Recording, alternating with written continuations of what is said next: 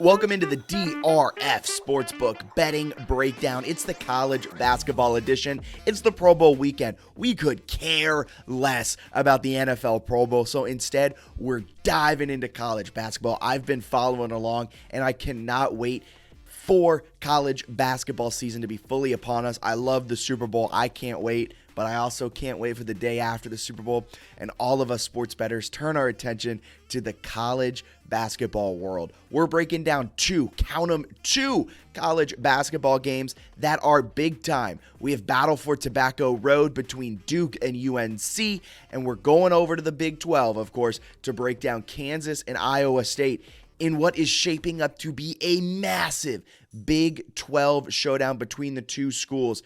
But first, if you're not already, follow us on social media. We're on Twitter, Facebook, Instagram, TikTok. Wherever you're on social media, we're right there with you. Follow us at DRF Sportsbook on every single social media. Never miss a promo. Never miss a boost. Never miss a same-game parlay. Never miss exclusive data and insights that will help you make money and be profitable. So, without further ado, we're turning our attention to the hardwood. We're going to the ACC for the college basketball weekend preview.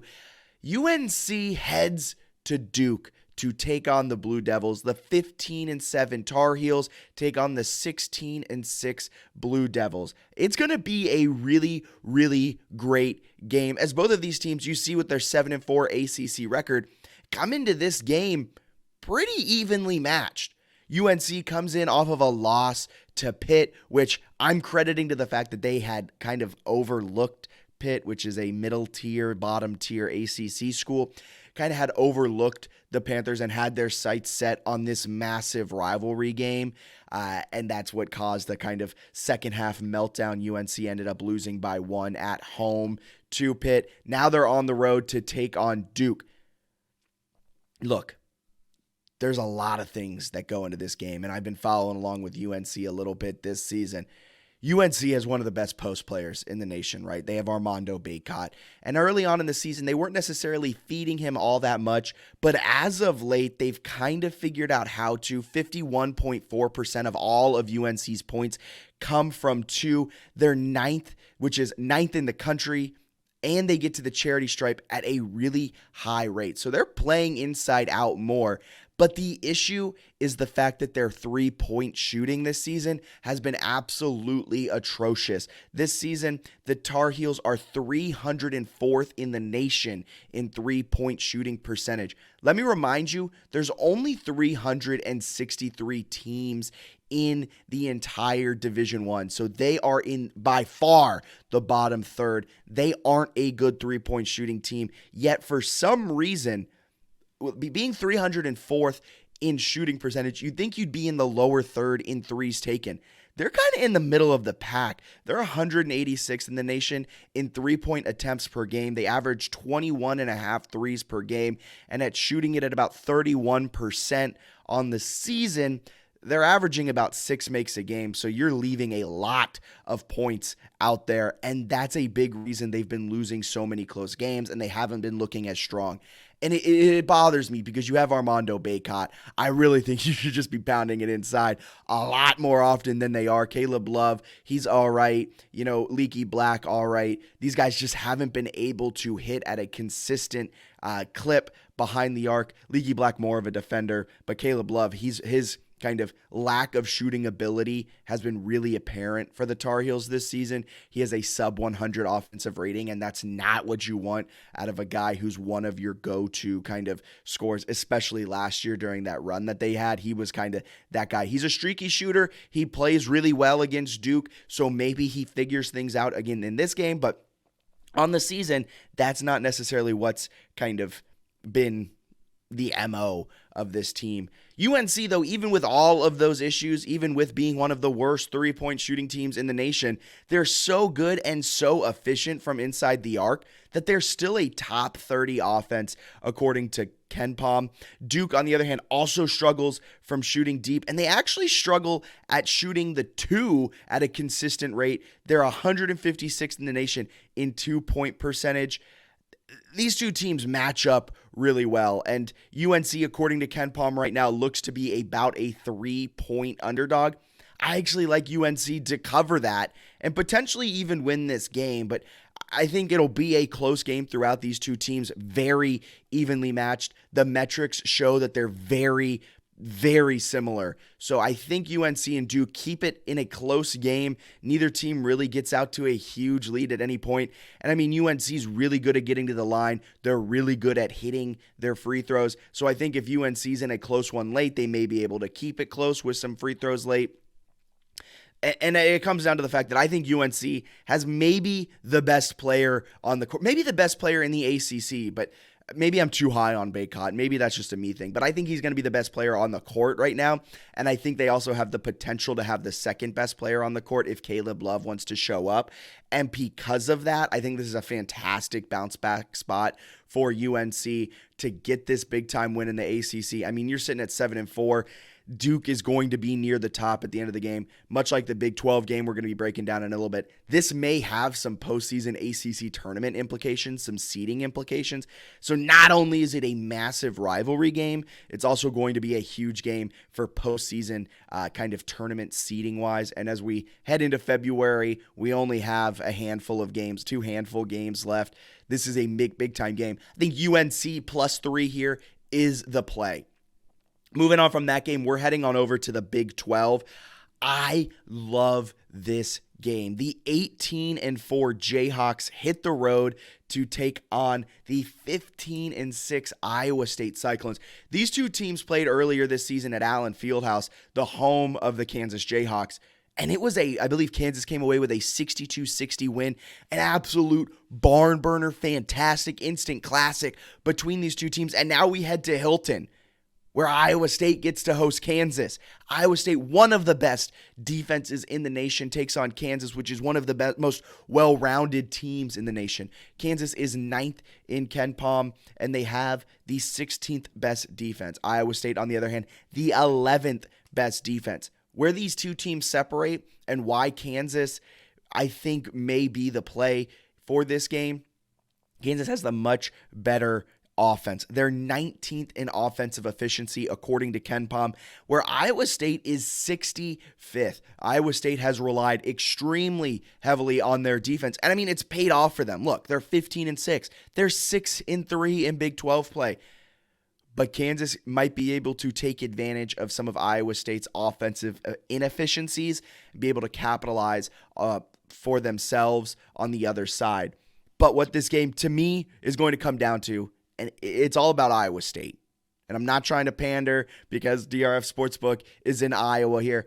I think Iowa State, their play, and this is going to be a really stupid way to break down this game, but Iowa State's play is going to be kind of how this game is decided. Iowa State has the better defense, and they can control this tempo. Iowa State, if they play good defense, wins this game.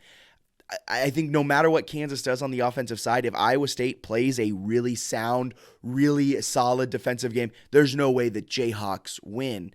But with that being said, there's so many factors that contribute to if Iowa State's going to have a good defensive game. Iowa State forces turnovers at the highest clip in the nation. They are damn good at forcing turnovers. And Kansas, they don't turn it over all that much. So that's going to be, if Iowa State isn't able to force turnovers, Kansas may have themselves a day.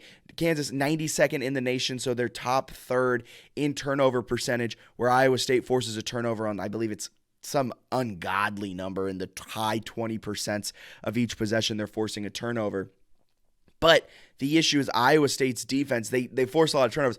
They foul a lot. They're 331st in the nation out of 363 teams in free throw rate. So meaning they are sending opponents to the foul line a whole bunch, which is not great because Kansas may be able to take advantage of that. And with the clock not running and Kansas being able to shoot a lot of free throws, I don't know if Iowa State's offense will be able to keep up. Now, the other thing, though, is Kansas isn't used to going to the free throw line. They only only 16.8% of all of their points this season have come from the charity stripe. So this is a Kansas team that, you know what that number tells me? They're not driving to the hoop a lot. They're not really backing people down in the paint, getting contact, playing through contact.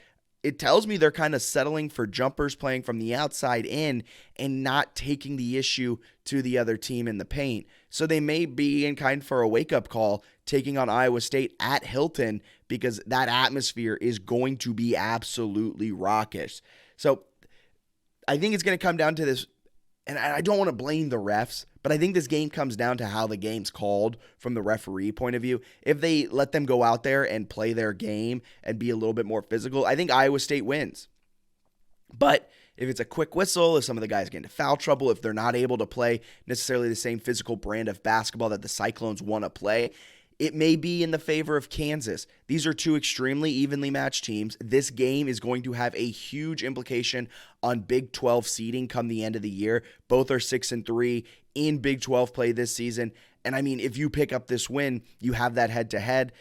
Kansas, this game means a lot for Kansas, right? They already have the one-up at home. If Iowa State can pull this, they're 1-1 against each other on the season, which will be massive come the end of the year. And if Kansas can sweep the season series, all of a sudden, you know, Iowa State, the way they've been playing this season, they're going to be near the top, and Kansas is going to be near the top of the Big 12 standings. So if Kansas can have that sweep and have that head-to-head tiebreaker, that will be massive. So, I mean, we're not even 5 games. We're at the beginning of February, and we're already talking about postseason implications and how these games play out. You got to love college basketball. I'm going to say my pick, and I'm not trying to cop out with this pick, right? But it's a cop-out pick. In my heart of hearts, I think Kansas is the better offense, and they're really similar defensively, so I think Kansas wins this game. But if we're going for value, I think right now, according to KenPom, Iowa State is about a 1-point home favorite. They have about a 53 to 56% chance of winning this game, according to KenPom. I think the play of this game, and lines aren't out yet on DRF Sportsbook. They'll be out Saturday morning at the time of recording, 12:30 on Friday. They're not out. I'm going to bet the money line dog. I think that's how you get value in this game. These are extremely evenly matched teams. The home court advantage may be worth a few points. If Iowa State's a favorite, I'm going Kansas. Iowa State has lost, what have they lost? 4 of their last 6. They're coming off an epic collapse down in Lubbock against Texas Tech. Texas Tech was winless in conference play before they took down Iowa State on a Monday. I can't bet Iowa State as a favorite. So because of that, Kansas as a dog, I'm all over them on the money line to win outright. But honestly, if Iowa State is a money line dog, I'm on Iowa State. So I'm betting with the value, and I think the value is whichever team is the underdog. My gut tells me Kansas wins, but I'm betting with the value. So that's our college basketball weekend breakdown, weekend preview.